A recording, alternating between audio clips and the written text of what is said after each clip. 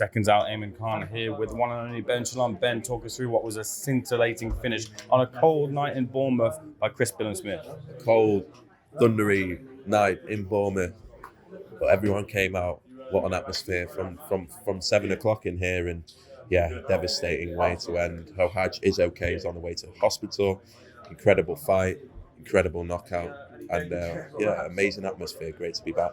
You're the man to deliver Chris Billiam-Smith 2 additional pizzas and a world title shot next year, Ben? We'll be in the stadium next May, and look, you can fight for a world title. I still love the Richard Riakporhe rematch. I think it's an absolute monster. However, look, we'll speak with the teams and we'll respect the wishes. At the end of the day, we work for him. We've delivered everything we promised so far, and I'm sure we'll continue to do so. Do you think Chris is underrated in the entertainment he brings to the ring? Without a doubt, that guy is an absolute warrior. And we knew, I saw a lot of online around this fight, and Xhoxhaj is a serious fight. I couldn't believe it. We knew it was going to be a war. We wanted someone that was going to stick it on him from round one. And we wanted him to have a tough fight because he needs to come through those moments. And it was back and forth, and Xhoxhaj was probably won the early rounds. But when you fight like that against Chris Billiam-Smith, it's going to be dangerous. And they both only know one way, and it ended absolutely brutally. And he had to come through and show some real mettle. Dan Aziz goes from strength to strength, being Rocky Fielding. He's only lost to very big names in the sport. What next for Dan Aziz? European title for me. I'd love to see it. He's a traditional guy. He loves the sport, and he's gone from Southern, English, British, as I said, to Commonwealth and now European. But he showed levels, and he looked tidy, really, really tidy. I think he's going to be so hard to beat.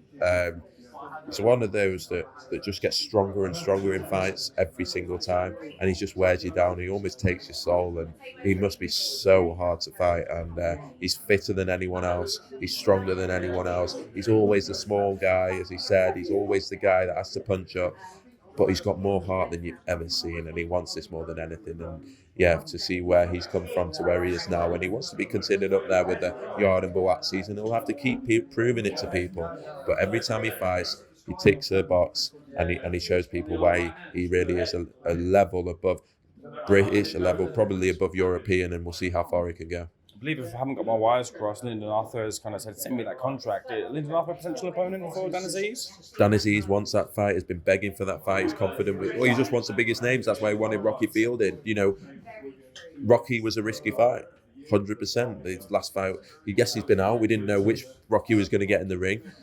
His last loss was Canelo. His career best win was the fight before that. So that's a massive name to have on your resume. And he wants the biggest names. He wants the biggest fights. He thinks he desperately wants the Lyndon Arthur fight. But let's see if people will actually get in the ring with Dan Aziz, because he's a handful, and I don't think many fancy it, if I'm honest.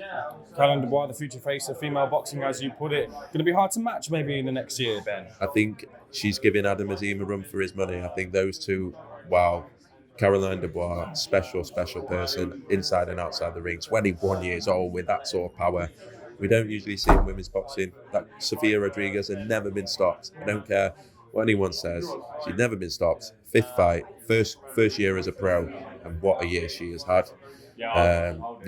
Very, very excited for her future. I think she's going to change how women's boxing viewed over the next few years. Ben, moving away from this, you mentioned maybe a few weeks back you're hoping to get 2 new signings over the line. Can you let us in on if they're over the line? Yeah, a couple of big announcements next week, including the undercard for Ayman, which we're looking forward to. Look, it's been a crazy year. We've made a lot of signings, and next year is going to be even bigger. And this time we get more planning time, I'll announce it next week. I don't want to get into too much trouble. I'm just very, very pleased after an incredible night to end the year. The new signings feature on the billam-smith bill? No, because that's Jan 21st, and that full card will be announced, I think, on Tuesday. Ben, just away from this, quick question, a bit of a fun one. Who's had the better first year, you with Boxer or Eddie with DAZN? Listen, if we're boxing fans, we want to see the best fights, and we want to see good boxing everywhere. And I think the more we start compare, and I see a lot of people saying, why are we always talking about promoters? I actually agree. Let's talk about fighters. Let's talk about fights. Let's talk about what fights we can see. Let's talk as a boxing fan, not some soap opera. Who cares whether I had the best year or Frank had the best year or Eddie had the best year? Let's focus on the boxing. That's what matters. Speaking of fighters, then Savannah Marshall has reactivated a rematch clause for Carissa Shields. Is that then seen as the next fight for Savannah Marshall? Won't be the next fight. I'm sure the rematch will happen. It's still the biggest fight in the sport. Savannah was devastated after last time. Feels she can do a lot. Things happen, whatever. She thinks she can do a lot more, and that's a sign of a winner. But for me, it's not going to be the next fight. A couple of final things from me. Lawrence OKOLIE, the situation, looking to maybe potentially come over to Boxer and Sky in the next year and be potentially the face of boxing. What is the situation there? Can Lawrence be signed now?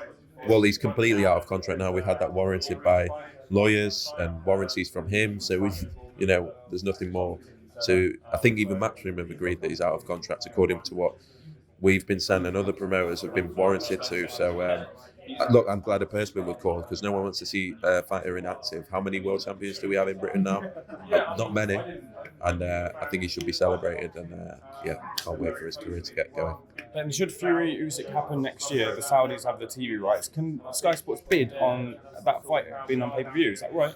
I think last time the Saudis bought out the whole show, didn't they? And they decided where it went, and they decided when it was going to Sky. So maybe that will happen again. Who knows? But yeah, I have no idea if I'm honest. No idea. What's the latest with Taylor Catchwell too? Within the next 7 days, we'll announce that fight. Finally. And it's been a long time for Jack. Fair play to Josh Taylor for taking the fight that probably he didn't need to take, but it's going to be one of the biggest nights, I think, in British boxing history because of what happened the first time.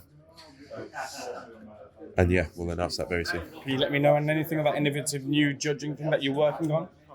I am begging Rob Smith to let us do it for the Taylor Catchwell rematch, but let's see. Maybe we can put some pressure on him. He loves the sport and he wants the best for the sport, and I'll be on the phone to him. What is it? I'm not saying. Okay, final thing. I asked you to compare your years with Eddie Hearn's out, but forget that. Tell me about your year with Boxer, going from strength to strength, hopefully to build on in 2023. Whirlwind, ups, downs, craziness. Sometimes pinch yourself. Sometimes can't believe what's going on. From Eubank Williams to Carnbrook to Taylor Catchwell to all the signings to all the shows to putting on more shows and on TV than any other British promoter in Britain, and it's been crazy. The learnings, the media, the attention on the business, and the fighters that decided to put their careers with us and trust us, and then the women's night. Wow, it's been amazing, and this time we can look forward to a year with a stable and not be rushing around making fight nights on short notice and things like that. And I think it's great for the sport, and it's great to see new names because that was our mission. It wasn't to wheel out established names. It was to create new names in the sport, and that can be a process sometimes. But when we're talking about different names, and you're asking me about the Caroline Dubois, the Adam Azims that we didn't know last year, the Lauren Prices, the Fraser Clarks, the Ben Whitakers, the Karis Arting Stalls, there's more and more. Dan Aziz, the Richard Riakpors, new names in terms of in the spotlight, and that's what we wanted to achieve. We believe we've done more than we could have hoped in the first year, but as I say, it was the first year, and it's something to build on. Ben, pleasure speaking to you. Thanks for being SecondsOut. Merry Christmas to you as well, sir. Thank you so much.